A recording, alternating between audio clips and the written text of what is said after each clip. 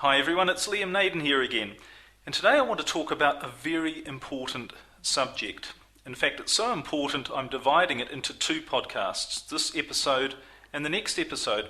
And what it is, it's the mindset that you need to save your marriage. You know, most people, when they are faced with having to save their marriage or wanting to save their marriage, they immediately react by asking themselves, what do I do? Or, how can I stop a divorce from happening? Questions like that. They go into action mode and they're looking for techniques, strategies and ideas of things that they can do that they hope will make an immediate difference, obviously. But the point is that to want to do something about a situation, a crisis such as saving your marriage, it's a natural human reaction. And it's true for any crisis or danger that we might face in our lives. And let's face it, when the caveman was cornered by a wild animal, it was not going to help for him to simply stand there and create a long-term strategy on what to do. It was move fast or be eaten. And that's simply a choice that he had to make.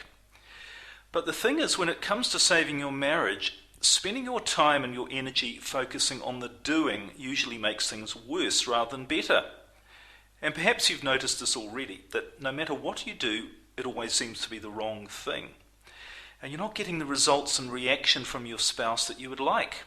So you're putting in a whole lot of effort into saving your marriage, and they're just not responding. Maybe you're at your wit's end, and when you get to that point, you keep trying harder and harder, yet you feel them slipping or even running away from you. Does this sound like your situation? Well, the truth is that you're not going to save your marriage by trying hard and focusing on doing the right things, even if you knew what they were. And if you're listening to this, I'm pretty sure you don't, otherwise you wouldn't be here. All right, so where does success come from in saving your marriage and avoiding divorce if it doesn't come from doing things? Well, what I've found is that the people who are really successful in rebuilding a loving relationship, not just saving their marriage, but rebuilding a loving relationship with their husband or their wife, they all tend to have one thing in common, and that is they have the right mindset for saving their marriage.